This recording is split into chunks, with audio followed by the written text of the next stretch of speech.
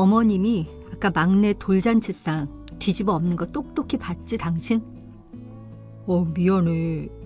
근데 우리 엄마 돈에 예민한 거 알잖아. 무조건 아껴 쓰러 주의인데 뭐하러 일본 여행 간 거 말했어? 결혼하고 7년 만에 처음 가는 해외여행이야. 유럽도 아니고 미국도 아니고 가까운 일본이라고. 그것도 못 가? 우리 엄만 그 모든 게 다 사치로 느껴졌나 봐. 아직 우리 대출금이 많잖아. 다 갚고 여행 다니라 이거지. 언제까지 지질이 궁상으로 살아야 돼? 어머님 때문에? 그리고 마음에 안 들면 손녀딸 돌상을 뒤집어 엎어도 되는 거야? 그건 미안해. 내가 사과할게. 당신 좀 참어. 하나뿐인 자식인 당신이 그렇게 맨날 네네 하니까 더 독불장군처럼 저러시는 거라고. 당신 바보야? 우리 엄마 저러시는 거 하루 이틀이야? 젊었을 때 아버지 돌아가시고 혼자 자식들 키우다가 내 여동생마저 교통사고로 황망하게 세상 떠나고 이제 나뿐이니 나한테 한을 다 푸시는 거지 뭐. 당신이 이해해. 뭘 더 이해하라는 건지 모르겠어. 아버님, 아가씨 돌아가신 건 다 옛날 일이고 난 그저 당신이 바보처럼 느껴질 뿐이야. 더불어 나까지 말이야. 우리가 화풀이 대상이야? 우린 충분히 아껴 쓰며 살고 있다고. 나도 지친다 지쳐. 어떻게 해야 할지 모르겠다고. 그리고 나한테 카톡 좀 그만 보내시라고 해. 하루에 10대번씩 모든 걸 지적하시는데 아주 미쳐버리겠어. 무슨 올가미 같아. 무슨 말을 그렇게 해? 그 정도는 받아줄 수 있잖아. 형식적으로라도 단문만 잘해드려. 어머님은 기본적으로 내가 딸 쌍둥이에 막내딸까지 딸만 셋인 걸 싫어하신 것 같아. 우리 엄마도 옛날 사람이라 남아 선호 사상이 있긴 하겠지. 어쩌겠어. 말끝마다 딸내미인데 뭘 그렇게 돈 들여 키우냐 이런 식으로 말씀하시잖아. 우리가 돈 들이는 건 애들 유치원비밖에 없는데 말이야. 아무래도 애가 셋이니까 돈이 많이 드는 것 같으니 그러시는 거겠지. 그럼 돈이라도 좀 보태주시면서 그런 말씀 하시든가. 우리 엄마도 단칸방에 살면서 이 나이까지 야채 장사하시는데 무슨 돈이 있겠어? 아이고 지긋지긋하다. 당신 엄마 편 좀 그만 들어. 무슨 변호인이야? 지겨워. 당신 답답한 거 충분히 이해해. 그 미안하단 말도 듣기 싫어. 어머님 때문에 당신 얼굴도 보기 싫고 솔직히 이혼하고 싶은 마음이 굴뚝 같은데 애들 봐서 참고 또 참는 거야. 아휴, 완전 감옥이 따로 없다고. 내 팔자야. 오전 6시 오늘의 명언. 오전 7시 하루를 여는 좋은 글귀. 오전 8시 꽃과 나무 사진. 넌 아직도 자냐? 왜 대답이 없냐? 지금 시험이 카톡 무시하는 게냐? 아니에요 어머님. 지금 애들 유치원 등원 준비하느라 정신이 좀 없어서요. 명언이란 좋은 글귀 잘 봤어요. 감사합니다 어머님. 아침형 인간이어야 잘 사는 게다. 게을러 빠져가지고요 원. 오전 9시 애들 유치원은 잘 보냈냐? 딸 쌍둥이라 돈이 2배로 들지. 네 남편 어릴 때는 유치원 안 보내도 잘만 컸다. 아득바득 남들 하는 거 다 시키려고 하지 말아라. 그래도 유치원은 보내야죠 어머님. 학원은 아직 하나도 안 보내는걸요. 딸은 시집 가면 그만인데 혹여 나중에라도 학원 여러 개 보내느라 돈 다 쓰지 말고. 그거 다 밑빠진 독에 물 붓기다. 에이 어머님, 요즘 누가 아들 딸 다르게 키워요. 다 똑같이 교육시키며 키우는 거죠. 아직 대출이 1억이 넘는데 이자 갚는 것도 허덕이면서 맨날 돈 쓸 생각이나 하고. 오전 10시 너 카톡 사진 보니? 또 여행 갔다 왔냐? 우리 상호는 여행 다니는 거 별로 안 좋아하는데 네가 꼬드겨서 그렇게 돈 쓰고 다니는 거지? 니네 식구도 많아서 돈도 많이 깨질 텐데 애기 데리고 어딜 그렇게 쏘다니는 거냐? 아주 돈을 길에 뿌리고 다니는구나. 이거 예전 사진이에요, 어머님. 가까운 인천 서해 보고 온 거예요. 여행 가서도 저희는 제일 싼 거 먹고 와요. 1년에 몇 번 안 가는걸요. 아주 한마디를 안 지고 말대꾸를 따박따박 하는구나. 허리띠를 졸라매도 시원찮을 판에 아주 마음에 안 드는 짓거리만 하고 돌아다니는구나. 아휴, 레스토랑이니 뭐니 서양 음식 좋아하지 말아라. 그저 밥에 김치가 최고다. 오후 1시.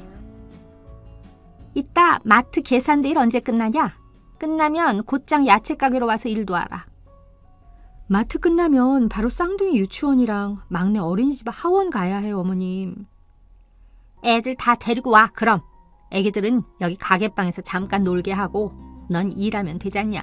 지금 일손이 부족해서 그러니 바로 와라.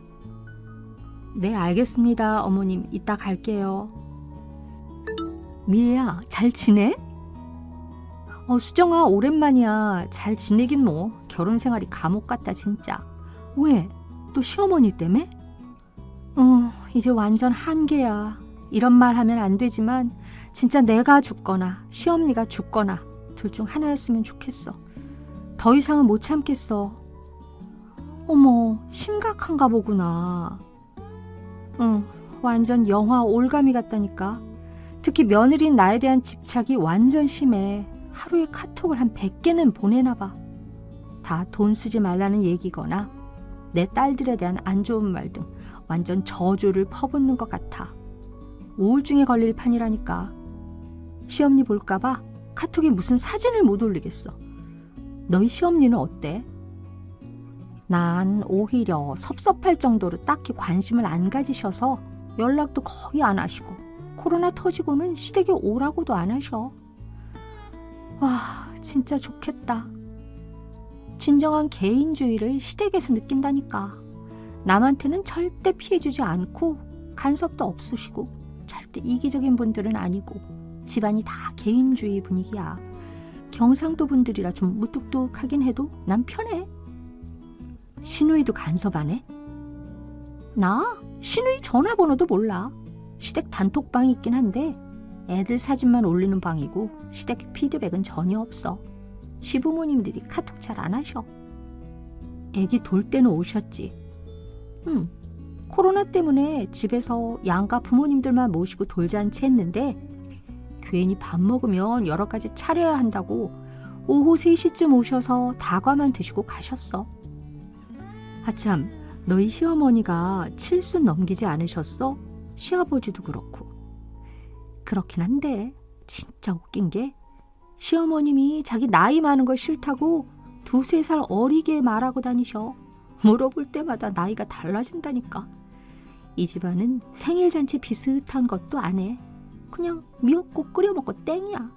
그러니 7순이고 8순이고 잔치 절대 안 하지. 진짜 재밌는 집안이다, 너네 시댁. 아참, 명절에는 시댁에 갈 거 아니야? 아니, 명절에 안 간 지 벌써 2년째야. 명절에도 안 가? 응. 시어머니가 피가 안 좋으셔서 의사가 백신 접종을 권유하지 않았나 봐. 그래서 가족들 모이면 혹시 코로나 걸릴까 봐 무서우신가 봐. 백신을 안 맞았으니까. 와, 대박이다. 진짜 쿨한 시댁이구나. 근데 경제적으로는 지원 다 해주시잖아, 너넨. 그렇긴 하지. 남편 명의로 건물 하나 미리 증여해 주셔서 월세가 나오니까 내가 전업주부로 살면서 애들 케어할 수 있는 거지. 그건 감사하지 뭐. 와, 진짜 눈물 날 만큼 부럽다. 완전 꼬꼬마 빌딩이고 세금 떼고 뭐 떼고 하면 별로 안 남아. 나도 그런 세금 한번 내보고 싶다. 넌 전생에 나라를 구한 게 틀림없어. 에이, 뭘 또 나라를 구해. 유산을 미리 받은 것뿐이지. 네 남편은 외동이니까 나중에 유산 다 받겠네. 유산 받을 게 뭐가 있어. 어머님 재산 하나도 없으신데.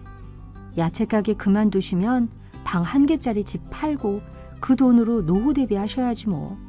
우리가 부양해드려야 할지도 모르고 맨날 야채 가게 옆 부동산 가서 수다 떠시던데 집 하나 멀쩡한 거 안 사두고 뭐 하시나 몰라. 정말 우리 시엄님 독해서 120세까지 사실 거야 아마.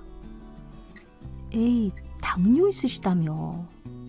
하긴 당뇨 합병증 때문에 눈도 침침하고 고혈압 있는데 시엄니는 식단 관리도 전혀 안 해.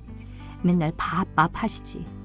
그놈의 밥 때문에 탄수화물만 엄청 섭취해서 살찌고 당뇨 심해지고 밥 대신 고기나 두부로 대체하시라고 해도 절대 말 안 들으시지.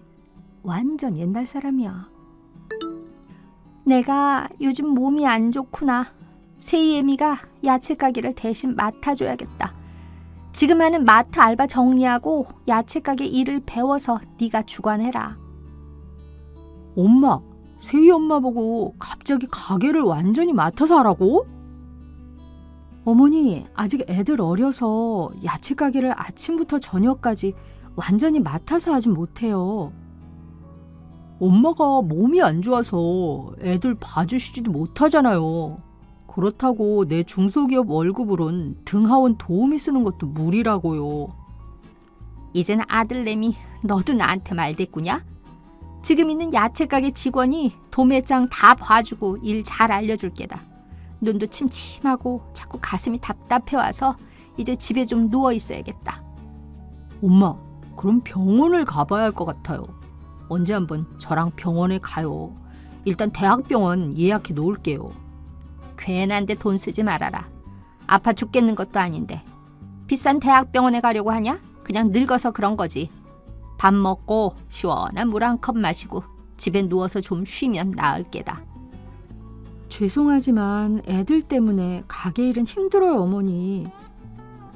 넌 나 아픈 것보다 니랑 니 자식들 힘들까 봐 그게 더 걱정이지. 독한 년.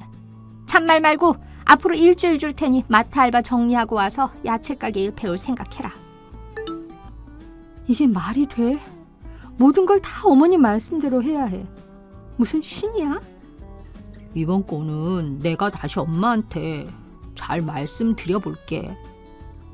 이번에는 제발 휘둘리지 말고 못한다고 말씀드려. 당장 애들은 어쩌고 봐주실 것도 아니잖아. 우리 형편에 등하원 도우미를 쓸 수도 없고 갑자기 무슨 야채 장사야. 엄마가 확실히 몸이 안 좋으시긴 한가 봐. 눈 감는 그날까지 일하실 양반인데 걱정되네. 걱정 마. 어머님은 독해서 120살까지 사실 양반이니까 내 걱정이나 좀 해줘. 농담 아니야. 대학병원이라도 좀 가봤으면 좋겠는데 남의 말은 전혀 안 들으시니 원. 하여튼 이번 일은 분명하게 말씀드려. 갑자기 풀타임으로 야채 장사 절대 못해. 알았어. 3일 후. 미애야, 여기 병원 중환자실이야. 엄마가 갑자기 심정지로 가게에서 쓰러지셨대. 지금 의사며 간호사며 다 붙어서 심장 다시 뛰게 하려고 하는데 잘 안 되나 봐. 어떡해. 우리 엄마 돌아가시면 난 너무 무서워. 빨리 와줘. 뭐? 알았어. 지금 바로 갈게. 애들은 옆집 제이 엄마한테 잠깐 부탁하고 택시 타고 곧장 갈게. 미애야, 정신 없겠다. 장례식은 잘 치르고 있어? 아까 너 얼굴이 말이 아니더라고. 딱히 아무 감정이 없어. 너무 갑작스러워서 놀랄 뿐이야. 이렇게 빨리 가시다니. 그러게, 심장마비라고 했나? 평소에 심근경색 증상이 있었나 봐.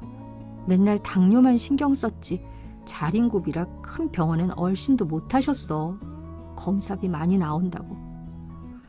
코딱지만큼 있는 돈 검사나 한번 받아보고 돌아가시지. 장례식장이 휑하더라. 조문객이 별로 안 온 것 같아. 그 성격에 사람이 많이 오는 게 더 이상하지. 거의 성격 파탄자였는데 무슨 친구가 있었겠어. 살림이 단촐해서 별로 정리할 건 없겠다. 그렇지 뭐. 재산도 그렇고 세간살이도 거의 없으니 나야 편하지 뭐. 너도 밥 잘 먹고 남편도 위로해줘. 외동아들인데 얼마나 마음이 안 좋겠어. 그런 것 같긴 해. 사람이 죽으면 이렇게 남은 사람들이 불쌍한 법이라니까. 외동아들로서 대접 하나 못 받았어도 엄마라고 의지했는데 돌아가시니 슬픈가 봐. 당연하지.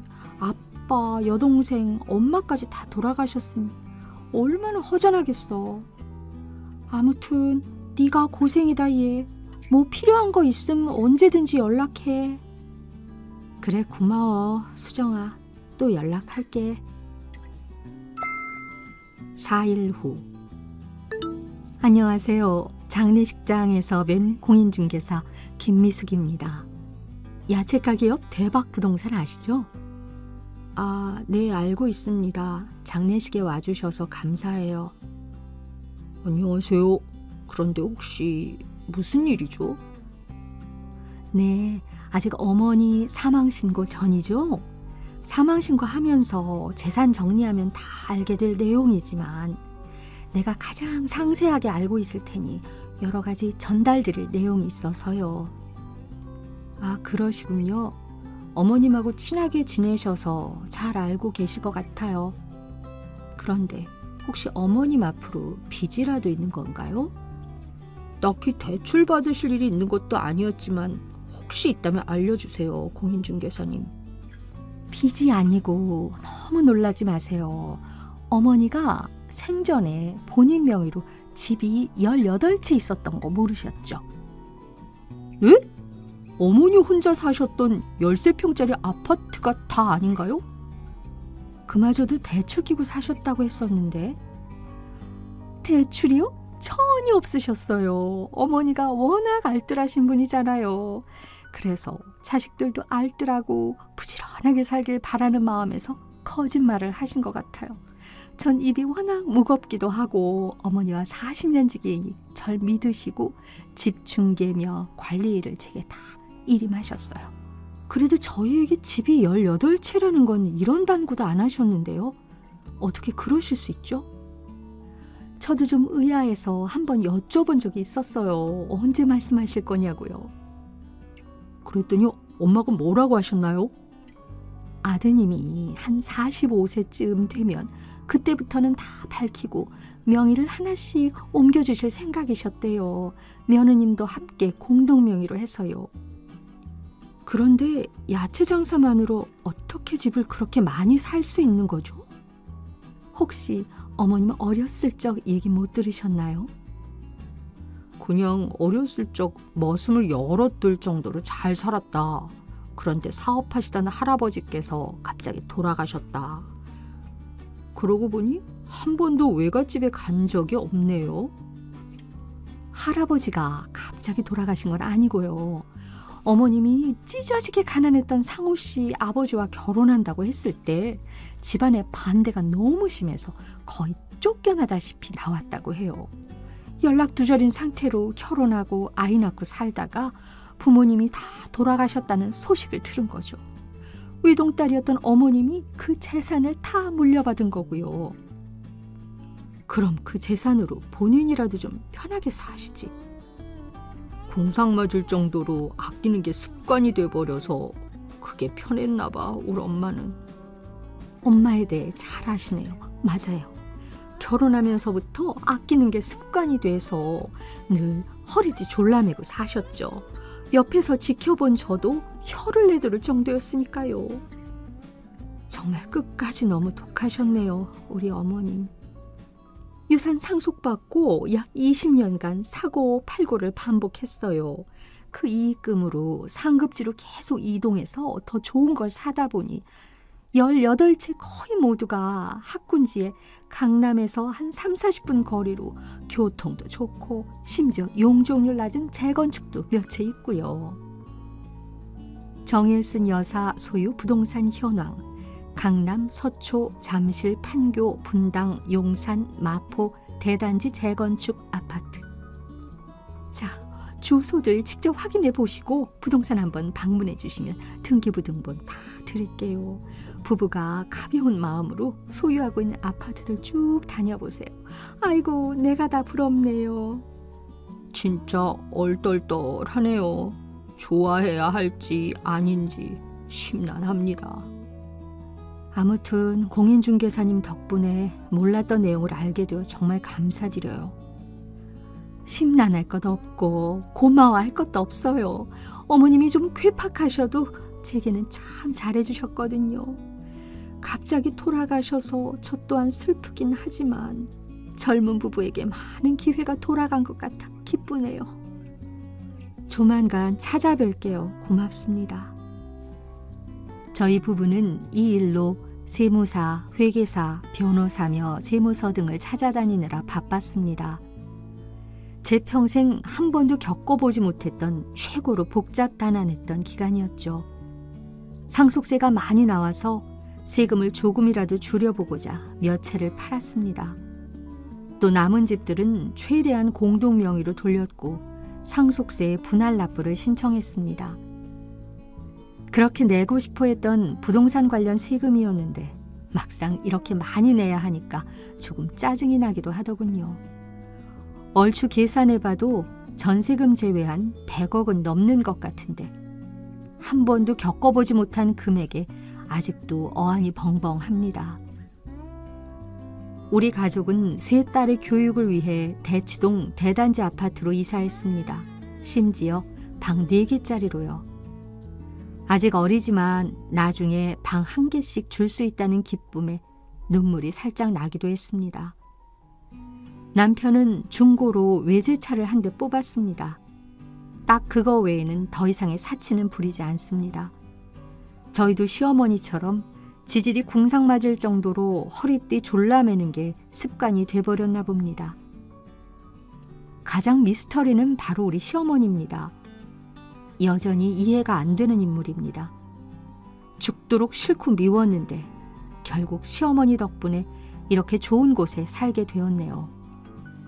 고마워해야 할지 아직 증오심이 남아있어 딱히 보고 싶지는 않습니다. 그래도 감사의 표시로 납골함을 제일 비싼 걸로 바꿔드렸답니다. 시엄니, 하늘에서 보고 계시다면 그토록 집착하며 미워하던 며느리 이제 놓아주시고 그곳에선 돈돈거리지 마시고 가장 비싸고 좋은 옷 입고 먹고 마시고 편히 지내시길 바랍니다. 왠지 올 시엄니가 불쌍해지는 밤입니다. 긴 글 읽어주셔서 감사합니다.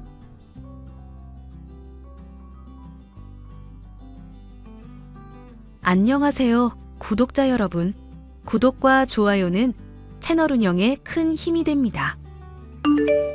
지영아, 내가 요즘 꿈이 뒤숭숭해서 네 큰이모한테 한번 찾아간 일이 있잖니.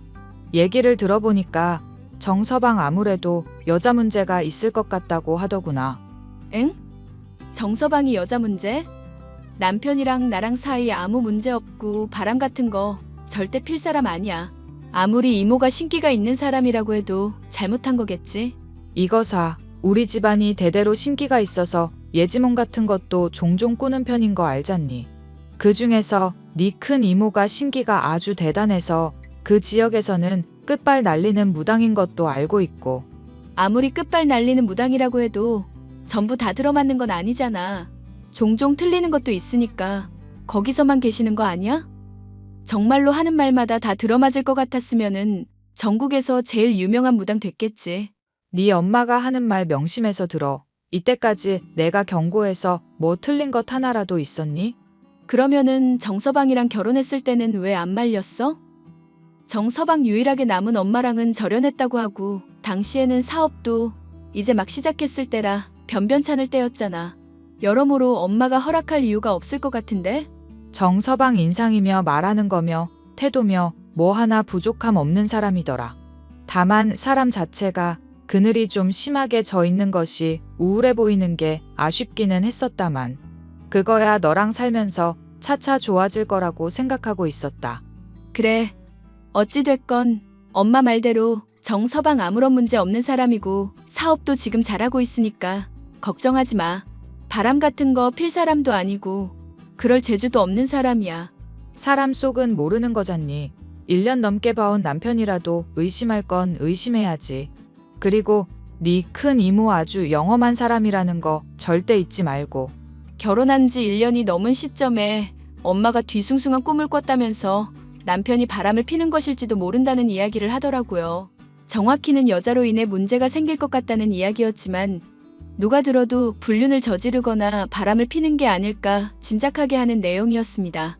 큰 이모는 지방에서 크게 유명한 무당이었기 때문에 더더욱 신경이 쓰일 수밖에 없었죠. 저는 그날로부터 남편의 행동을 예의주시했는데 무언가 이상한 점들이 조금씩 보이기 시작했습니다. 여보, 셔츠에 묻은 이 핏자국 대체 뭐야? 당신 어디 긁히거나 누구랑 싸운 적이 있었어? 별거 아니니까 신경 쓰지 마. 그냥 씻을 때 때를 좀 세게 밀었더니 피가 나는 것 같아. 한번 상의 벗어봐. 얼마나 다쳤길래 이렇게 피가 묻어날 정도인지 내가 확인을 해봐야겠어. 별거 아니라고 했잖아. 나 사업 때문에 요즘 신경 곤두서 있어서 그쪽에 정신 팔려 있어서 그랬던 거야. 때 타월이 생각보다 거칠었는데 내가 사업 생각에 집중한다고 제대로 아픈 것도 몰랐던 거지. 사실 당신이 이렇게 발뺌할까봐 당신 잘 때 몰래 사진 찍어뒀어. 똑바로 나한테 말해봐. 등이며 배에 난 상처들, 때를 아무리 세게 밀어도 이렇게 긁히거나 꼬집히거나 멍든 자국이 생길 수가 있는 거야? 당신 대체 뭐하고 다니길래 몸이 이렇게 다쳐서 흉한 몰골이 돼 있는 거야? 나 걱정해주는 건 고마운데 적당히 해. 부부 사이라고 해도 프라이버시라는 건 있는 법이거든. 당신이 걱정돼서 그러는 거잖아. 대체 뭘 하고 다니길래 이렇게 다쳐서 오는 거냐고. 설마 사채라도 쓴 거야? 사채업자가 당신 때리고 협박하고 그랬던 거냐고. 이야기가 뭐 그렇게까지 가냐. 사채 같은 건 쓴 적도 없고 정말로 타월로 몸에 있는 때 밀다가 다친 것뿐이고 간지러워서 긁다가 피나는 것뿐이야. 멍든 거는 철분이 부족해서 그런 거고. 몸이 잔뜩 닫혀있는 남편의 모습을 확실히 증거로 담았던 저는 추궁을 해봤지만 수상하다는 것 외에는 새로 건질 수 있는 사실은 없었습니다. 남편이라는 사람이 저에게 비밀을 가지고 있는 것만은 확실하다는 생각이 들었죠. 당신 이번에도 거짓말할 생각 말고 똑바로 말해봐. 출금된 내역 보니까 매달 꼬박꼬박 300만 원 넘게 출금해서 어딘가 쓰는 것 같던데 대체 어디에 돈을 쓰는 거야? 그리고 성형외과에도 이체했는데 이건 또 뭐고? 사업하려면은 사람들한테 좋은 인상 심어줘야 되잖아. 그래서 피부과도 가고 케어 받느라고 이래저래 돈 쓴 것뿐이야. 말이 되는 소리를 해야지. 이 사람아. 당신 피부과에서 관리받은 것 치고 너무 푸석하고 퀭해서 돈 쓰는 티가 너무 안 나는데? 솔직하게 말해. 당신 바람 피우는 거 맞지? 대체 어떤 년한테 휘둘려서 이렇게까지 돈을 써대고 성형외과 비용까지 대신 내고 있는 거야? 정말로 아니라고 했잖아. 나 피곤하니까 일찍 자야 될 것 같다. 출장도 조만간 가야 되고 내일도 사업 미팅 하려면 시간 부족해. 정말 이럴래? 당신이 사업 때문에 힘들다는 핑계로 이렇게 대화 거부하는 거 부부로서 맞는 거라고 생각해? 무슨 비밀이 있길래 나한테 이러는 건지 솔직히 말을 안 한다면 나는 당신이 바람 피우고 있다고밖에 생각할 수 없어. 내가 똑바로 말해줄게. 이 세상에서 제일 사랑하는 사람은 당신이고 당신 외에는 어떤 여자도 나한테 끌림이 없어. 내가 결혼할 때부터 이때까지 한눈 조금이라도 판 적이 있었어? 무엇보다 내 사업 잘 풀릴 수 있도록 당신이 내조해준 덕분에 지금 내가 돈 잘 벌고 있다는 거 너무나 고맙게 생각하고 있고 그런 내가 당신을 어떻게 배신할 거라고 생각하냐고. 그러니까 얼른 나한테 솔직하게 말을 해달라는 거야. 당신 혼자서 감당 못할 문제라면 나도 도와주고 싶어서 그래. 만약 바람을 피는 거라면은 차라리 솔직하게 말해줬으면 싶은 거라고. 다른 건 몰라도 그건 확실하게 말할 수 있어. 나 절대 바람 피는 거 아니고 당신이라는 사람을 위해서 이렇게 열심히 일하고 있는 거야. 부부 사이에 비밀이 없어야 되는 거 아니야? 당신이 나한테 이럴수록 나는 의심만 깊어지는 거야. 나도 당신한테 이런 식으로 뭔가 숨기면서 괴롭게 해줄까? 제발 역지사지로 생각을 해달라는 얘기야. 눈물까지 흘리며 남편에게 호소를 했지만 들어먹지 않았습니다. 결국 저는 엄마에게 상담을 해보고 큰 이모에게서 더 이야기를 들어달라고 요청했습니다. 큰 이모를 통해 들은 남편의 이야기는 정말이지 충격적인 내용이었는데요. 그 여자를 이대로 내버려두면 네 남편 앞으로 영영 못 보게 될지도 모른다는구나. 가정을 파탄내는 거는 물론이고 재물운까지 망칠 수가 있다고 하니 정말 큰일이다. 그런데 남편은 정말로 바람피는 거 아니라고 그랬어. 여자 문제라는 게 생각해보면 꼭 바람을 피우고 치정 관계가 얽혀 있어야 되는 건 아니잖니. 그 여자라는 게 일단 누군지부터 알아봐야 되지 않겠나 싶다. 이모한테는 그것과 관련해서 뭐 얘기 들은 거 없어? 아주 가까운 사이라고만 들었고 자세한 거는 네가 직접 파헤쳐 봐야 된다고 하는구나. 더 내버려두면 네 남편이 죽을지도 모른다고 하니까 빨리 문제를 해결해야 되겠다. 안 그래도 요즘 남편 곧 죽을 사람처럼 무리해서 일하고 있더라. 매달 돈도 계속 어딘가로 빼서 쓰는 것 같고 성형외과에 돈까지 붙이고 있는데 무슨 생각인지 모르겠어. 나 혼자서는 이 문제 감당하기 너무 힘든데 엄마가 조금 도와주면 안 될까? 이럴 때 네 아빠라도 있었으면 좋았을 텐데 아쉽구나. 네 아빠도 이모 말 안 듣고 돌아다니다가 원 한 푼은 범인한테 그렇게 돌아가셨잖니. 형사로서야 네 아빠가 정말 대단한 사람이었지만 남편으로서는 솔직히 아직도 원망스럽구나. 범인이 잘못한 거지 아빠가 잘못했다고는 생각 안 해. 단지 이모 말 더 새겨 듣고 미리부터 준비를 했다면 좋지 않았을까 싶기는 하고. 세상에는 정말 신기할 정도로 집착 강한 사람들이 있다는 거를 그때 깨달았었거든. 출소할 때까지 기다렸다가 아빠한테 해코지 할 거라고 누가 상상이나 했겠어? 정서방도 괜히 위험한 거 아닌가 갑자기 걱정되기 시작하는구나. 엄마가 도와줄 테니 너도 정신 부여잡고 이 문제 같이 해결해 보자꾸나. 가끔 남편이 수상한 모습을 보일 때 몰래 따라가고 싶은 마음은 굴뚝 같았지만 집안일이며 다른 일들을 처리한다고 바쁠 때가 있어서 엄마에게 도움을 요청해둔 저였습니다. 하지만 남편은 제가 엄마에게 도움을 요청하고 본격적으로 파헤치려고 들고부터는 수상한 모습이 잘 보이질 않더라고요. 그렇게 몇 주 정도 지나서 별 문제가 없는 것 아닌가 안심하고 있을 때쯤 옆집에 누군가가 이사를 온 일이 있었고 떡을 돌리며 인사를 하더라고요. 그때 남편은 어딘가 이상할 정도로 흥분하고 공격적인 언행을 보였습니다. 안녕하세요. 옆집에 이사 오게 됐습니다. 앞으로 잘 부탁드린다는 뜻으로 떡 돌리려고요. 드셔보시고 종종 볼 때마다 인사 나누면 좋겠네요. 어머, 너무 감사합니다. 이런 걸 다 주시고 괜찮으시면 들어오셔서 커피라도 한 잔 드실 수 있으세요? 잘 익은 포도가 있는데 과일 좋아하면 조금 드릴 수도 있고요. 젊은 세대기 참 예절이 바르네. 고마워요. 그러면은 들어가서 포도 정도만 좀 먹어볼까나? 아니요. 여기가 어디라고 들어올 생각을 하십니까? 떡 돌렸으면 딱 감사 인사까지가 주고받는 관계 아닐까요? 아이고, 젊은 분이 아주 말을 똑 부러지게 하네. 그래도 권유받은 걸 거절하는 건 예의가 아니지. 맞아, 여보. 내가 포도 드시라고 권유한 건데 왜 갑자기 그렇게 말을 해? 당신답지 않게. 저랑 집사람 바쁩니다. 일단 떡은 잘 먹을 테니까 두고 가시고요. 앞으로 이렇게 불쑥불쑥 찾아오는 일은 없었으면 좋겠네요. 관계가 잘 유지되려면 적정선이라는 게 필요한 법 아니겠습니까? 그 선을 넘으면 그때는 서로 불필요하게 싸울 일밖에 없을 것 같은데요. 미쳤어? 당신 대체 왜 이래? 그래, 생각해보면 하는 말이 틀린 거 하나 없는 것 같네. 나는 물러갈 테니까 예민한 거 가라앉히고 둘이서 좋은 시간 나누세요. 그저 구경하고 싶었을 뿐이니까. 빨리 가기나 하시라고요. 옆집에 이사 온 아줌마에게 크게 분노하는 남편의 모습에 저는 의아한 마음이 들었습니다. 이사 온 사람을 이렇게 막대할 남편이 아니었기 때문에 더더욱 이상했죠. 당신 정말 미쳤어? 좋은 뜻으로 떡까지 돌리면서 친해지려는 사람한테 왜 그러는 거야? 요즘 세상이 흉흉하잖아. 어떤 일이 있을 줄 알고 그렇게 함부로 사람을 들여? 당신이야말로 너무 아니한 거 아니야?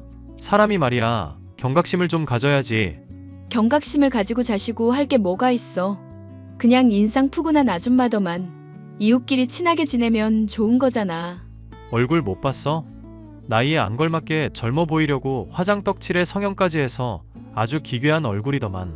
성형 중독이라 계속 손보고 있는 것 같던데 그런 사람 내면이 멀쩡하겠냐고. 당신 정말 이상하다. 이렇게 호의를 베푸는 사람한테 급발진하는 사람 아니었잖아. 왜 이러는 건지 나한테 똑바로 말해봐. 눈 보고 이유를 말해보라고. 이유를 말하고 자시고 할 게 있어야 말을 하지. 당신이 다달이 출금하는 돈이며 성형외과에 계좌 이체하는 거며 내가 그동안 눈 감아주고 있었어. 그런데 당신이 이상한 모습 보이면서 나 걱정되게 하는 상황에도 참을 수 있었던 게 왜인 줄 알아? 당신이란 사람을 믿었기 때문이야. 그런데 오늘 하는 거 보니까 나 도저히 믿음이 안 간다. 나이 든 사람 공경할 줄도 모르고 막대하고 소리 높이는 당신이 너무 낯설게 느껴진다고. 나는 분명히 얘기했어. 앞으로 저 이웃이랑 친하게 지낼 생각하지도 말고 집에 절대 들리지도 마. 그리고 갖다 주는 음식 같은 거 있어도 절대 먹지 말고 뭐가 들었을 줄 알고 안전 생각도 안 하고 덥석덥석 받는 거야? 도리어 언성을 높이는 남편의 모습에 크게 실망한 저는 그 즉시 짐을 싸서 친정으로 건너갔습니다. 수상한 모습을 보이는 것도 모자라 자신의 잘못을 인정하지도 않고 이웃에게 소리를 높인 사람을 더는 참아줄 이유가 없다고 생각했었거든요. 그런데 남편은 그날 친정에 있는 저에게 찾아와서는 무릎을 꿇고 사과를 하더라고요. 뭐야? 당신 지금 술 마셨어? 어휴, 술 냄새. 미안해, 여보. 내가 많이 부족한 사람이고 당신 힘들게 해서 일이 이 지경까지 왔나 싶네. 대체 뭐가 문제인지 나한테 말을 해줘야 할지. 당신 혼자 힘든 거 꽁꽁 싸매면서 괴로워하는 거 나 보기 싫다고 했잖아. 나도 정말로 당신이랑 이혼하고 싶어서 이러는 건 아니야. 그런데 당신이 수상한 모습 보이고도 어떤 비밀인지 말을 안 하니까 정말 미칠 노릇이라고. 이런 내 심정을 당신도 조금은 이해해 줄 알아야 되는 거 아니야? 내가 예전에 친엄마 이야기한 적 한 번도 없었지? 당신 지금처럼 술 마시고 살짝 얘기 꺼낸 적은 있었어. 얘기 꺼낼 때마다 당신이 너무 힘들어 보여서 더 묻지 않았을 뿐이지. 학대를 심하게 하는 분이었다며? 맞아. 나 때문에 인생 망가졌다면서 매일같이 욕하고 때리고 학대하던 사람이 내 엄마였지. 이 남자 저 남자 골라가면서 재혼하고 비싼 물건 사는 게 유일한 낙이었던 사람이야. 내 친아빠가 누군지 난 알지도 못하고. 사귀기 전에야 당신이 구김살 없는 사람이라서 화목한 가정에서 자랐다고 생각했었거든. 근데 이런 얘기를 들으니까 당신이 종종 보이던 그늘이 뭐였는지 조금은 이해가 간다. 엄마라는 사람만이 아니야. 재혼한 사람들도 하나같이 인성이 쓰레기라서 똑같이 나를 학대했었거든. 도중에 가출해서 식당일 배우고 돈 모아서 내 사업 차리지 않았더라면 나는 평생 엄마 그늘 밑에서 학대받으면서 언젠가는 정신병 걸렸을 거야. 엄마를 죽이든지 내가 죽든지 했을지도 모르고. 이렇게 말하니까 내가 좀 쓰레기 같나? 아니, 그런 학대 경험해보지도 않은 내가 어떻게 함부로 쓰레기니 아니니 당신을 판단하겠어. 당신이란 사람이 얼마나 좋은 사람인지 알고 있으니까 걱정 마. 이제 앞으로는 당신 힘들게 하는 일 절대 없을 거야. 내가 장담할게. 나한테 비밀이 뭔지 얘기해줄 마음은 없고? 당신이 알면 위험해질까봐 걱정이 돼서 그런 거야. 그 문제 이제 조만간 해결될 수 있을 것 같으니까 조금만 믿고 기다려줘. 알겠어. 일단 술도 많이 취했고 늦은 시간이니까 들어와서 자고 가. 엄마도 오랜만에 당신 얼굴 보면 좋아하겠지? 늦은 밤 친정까지 찾아와서 사과를 하는 남편의 이야기를 들으니 마음이 많이 풀렸습니다. 하지만 남편의 비밀을 여전히 알지는 못하고 있었던 상황인지라 한구석에는 여전히 찝찝한 감정이 남아 있었어요. 저는 술에 취한 남편의 핸드폰을 몰래 확인해 보기로 했고 충격적인 사실을 알 수가 있었습니다. 엄마, 집까지 찾아오다니 대체 무슨 생각이야? 내가 돈 꾸준히 주고 성형외과에도 돈 대줬잖아. 그런데 대체 내 아내까지 무슨 생각으로 위협하는 거냐고. 며느리 얼굴 보겠다는 게 뭐가 문제가 되니? 그리고 너 불편할까봐 이웃집 좋은 아줌마로 위장하고 갔잖니. 너는 내 새끼지만 어떻게 날 닮은 구석이 하나도 없니? 겁은 많아가지고. 나 전에 엄마가 했던 말 똑똑히 기억하고 있거든. 어떻게든 나 찾아낸 거 내 인생 망치려고 그러는 거라며. 자기 인생 망가진 게 나 때문이라면서 보상 다 받아내겠다며. 그래도 네가 돈 꾸준히 주고 있어서 이 엄마 마음도 많이 풀렸단다. 엄마 얼굴에 요즘 웃음이 많이 생긴 거 너도 봤잖니. 이제 당신 예전처럼 젊은 나이도 아니야. 성형한다고 해서 좋은 남자 만날 거라고 착각하지도 말고 인생을 건실하게 살 생각을 해야지. 그러니까 바람 피우고 폭력 쓰는 남자나 만나는 거야.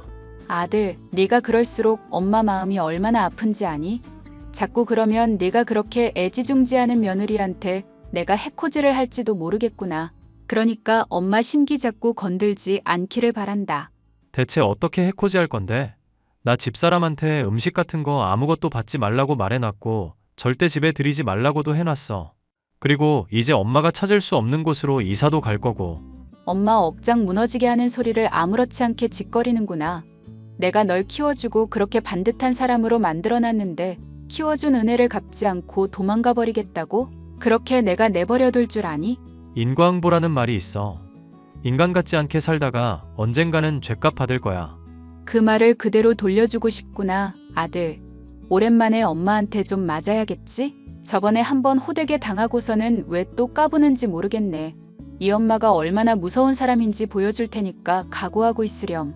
너는 아무리 발버둥을 쳐도 절대 이 엄마한테서 벗어날 수 없단다. 설령 가출을 하고 이사를 간다고 해도 아무런 소용 없을 거야. 반드시 너를 또 찾아내서 지금처럼 힘들게 할 거니까. 대체 나한테 이렇게까지 하는 이유가 뭐야? 나 때문에 인생 망했다고 생각하는 거 진심이야. 왜 내 생각은 안 하고 당신 생각만 하는 건데? 내가 오히려 너한테 물어보고 싶은 말이다. 왜 태어나서 내 인생을 꼬이게 했니? 너 임신만 안 했어도 내가 더 좋은 사람들 만날 수가 있을 거고 인생 지금보다 훨씬 더 잘 풀렸을 거야. 그런데 왜 태어나서 이 엄마를 힘들게 하냔 말이다. 그 대가를 이제서 조금 받는 것뿐이니까 억울해하지 말거라. 당신이 이때까지 나 학대하고 벨트로 때리고 손톱으로 꼬집었던 거 기억해? 나는 어린 시절부터 지금까지 당신이란 사람 무섭다고 생각하고 아무런 반항할 생각도 못했어. 맞아. 앞으로도 마찬가지일 거고. 아무리 그래도 내가 네 엄마인데 아들로서 도리는 다 해야 되지 않겠니? 이때까지 당신한테 직접적으로 손 쓰지 않았던 것도 대상이 나밖에 없어서 그랬던 거야. 그런데 내 아내까지 당신이 해코지 하려고 든다면 난 절대 안 참아. 알아? 아이고 무서워라. 알겠으니까 우리 아들 앞으로 돈이나 잘 갖다 바치렴. 엄마 전화 괜히 무시하고 잠수 타지 말고 그렇게만 하면 우리 화목하게 앞으로도 쭉 잘 지낼 수 있을 거야. 돈만 잘 갖다 바치면 이 엄마가 심으로써 적정거리를 유지하도록 하마. 대신 조금 수틀리면 심으로써 제대로 본때 보여줄 테니까 그런 줄 알고. 남편과 남편의 엄마가 나눈 대화를 보니 소름이 돋을 지경이었습니다. 저는 그제서야 남편이 그동안 보인 모습들을 이해할 수가 있었죠. 남편은 협박을 당하고 있었고 폭력에 시달리는 것도 모자라 돈까지 갖다 바치고 있는 상황이었습니다. 그런 부당한 폭력과 학대를 감당해야만 했던 남편의 심정을 생각하니 눈물이 날 지경이었는데요. 이제 더는 이런 부당한 폭력을 감당해서는 안 되겠다는 생각이 들었고 저에게는 결단이 필요했습니다. 여보, 사실 당신이 그 여자랑 나 대화 다 읽어봤어. 그동안 많이 힘들었겠네. 어떻게 이런 이야기를 비밀로 할 수가 있었어? 봤다니까 어쩔 수 없네. 그동안 당신한테 말 못해서 정말 미안해. 엄마라는 사람이 정말 제정신 아닌 인간이라서 당신 걱정돼서 그랬던 거야. 수틀리면 당신 찾아가서 요절 내겠다고 하는데 걱정돼서 나도 방법이 안 떠오르더라고. 그 여자도 정말 독하다. 당신 가출할 정도로 학대해놓고 당신이 사업으로 성공하니까 이제 와서 부모 대접받으려는 거잖아. 뻔뻔한 것도 정도가 있지. 그러게 말이야. 하나 물어보자. 이대로 계속 참을 생각이야? 내가 이 사실 모르고 있었으면 계속해서 돈 뜯기면서 협박에 시달리고 있었을 거냐고. 당신 요즘 건강도 점점 악화되고 스트레스 때문에 안색부터가 안 좋아지고 있었잖아. 돈 번다고 고생하는데 이러다 당신이 정말 어떻게 되면 난 감당할 수 없다는 거 알지? 사실은 그동안 증거를 모아두고 있었어.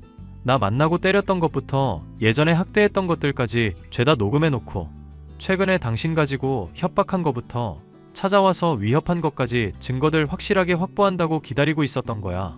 아직 조금 이른 감은 있지만 더 이상 기다렸다가 정말 위험할 것 같으니까 신고해서 감방에 쳐넣으려고. 당신 나름대로 계획이 있었구나. 그래도 서운하네. 이런 일 혼자서만 알고 혼자 감당하려고 하고. 앞으로는 나도 가족으로서 동참하게 해주고 당신 짐 같이 지게 해줘. 난 당신한테 보호받기만 하는 사람이고 싶지 않아. 고마워 여보. 그리고 미안해. 남편이 모은 증거들을 확인해보고 변호사를 비롯해 친척 중 경찰 쪽 일을 하시는 분에게 상담을 받아보니 충분히 감옥에 보낼 수 있을 정도였습니다.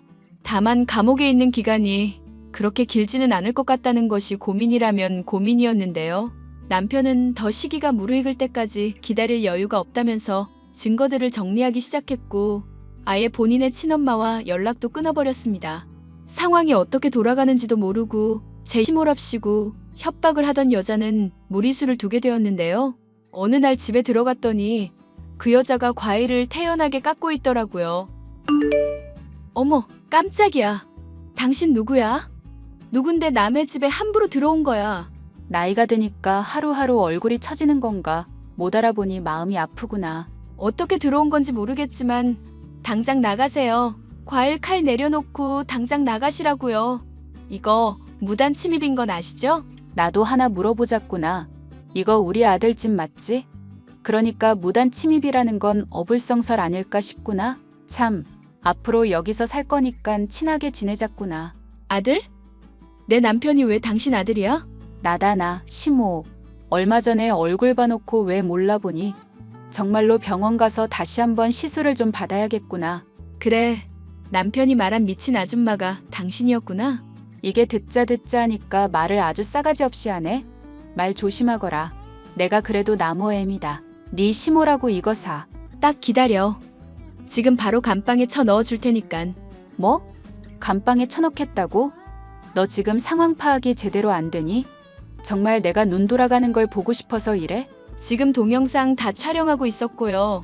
남의 집 무단 침입해놓고 손에 흉기까지 들고 있는 거 딱 걸렸거든요. 남편을 그동안 어떻게 협박해 왔는지는 모르겠는데 당신이라는 사람 이제 죄값 제대로 치르게 될 테니까 그런 줄 아세요. 지금 경찰서에 신고도 했어요. 이게 사람을 황당하게 하는 재주가 있네. 알겠으니까 지금 핸드폰 내려놓고 경찰한테 잘못 전화 건 거라고 설명부터 하거라. 나 괜히 너랑 싸우고 싶지가 않구나. 사람 무섭게 하면 벌벌 떨고 원하는 대로 다 들어줄 줄 알았어요? 당신이라는 사람이 언제까지고 무서워서 호구처럼 이용당하기만 할 줄 알았냐고요. 거기 경찰서죠? 빨리 와주세요. 지금 집에 강도가 들었어요. 잠깐만 진정하렴. 일단 네가 하라는 대로 할 테니까 진정하고 내 얘기부터 들어보라고. 빨리요. 칼 들고 눈앞에 있다니까요? 내가 잘못했다. 아가, 이렇게 무릎 꿇고 빌잖니. 아들한테도 내가 사과할 테니 일단 전화부터 끊거라. 응? 늙은 몸에 감옥 갔다가는 죽을지도 모른단 말이다. 닥쳐요. 무서운 분위기를 조장하며 저를 위협하고 또 다시 돈을 갈취하려던 남편의 친모는 오열하며 제게 무릎을 꿇고 빌었습니다. 하지만 제 신고를 듣고 출동한 경찰에 의해 체포되어 경찰서로 가는 신세가 되고 말았죠. 뒤늦게 사건을 접한 남편은 그간 모은 증거들을 변호사와 함께 제출하게 되었고 결국 남편의 친모는 감방에 갈 신세가 되고 말았죠. 그 과정에서 큰 충격을 받은 것인지 안색이 새파랗게 질려서 오열하던 그 모습을 떠올리면 아직도 속이 후련한 심정입니다. 남편과 저는 그 뒤로 함께 정신과 치료를 받게 되었고 현재는 징역의 선고를 기다리고 있는 상황인데요. 그동안 남편을 갈취하고 협박하고 거짓말로 돈을 뜯은 것도 모으며 남의 집에 함부로 들어와서 저를 위협했던 것까지 더해져 무거운 징역은 피할 수 없을 것 같다고 변호사에게 들었네요. 인과응보라는 것이 정말 있는 것인지는 모르겠지만 이 사연을 통해서 학대를 받았던 많은 사람들이 마음의 위안을 받으셨으면 좋겠습니다. 끝까지 들어주셔서 감사합니다.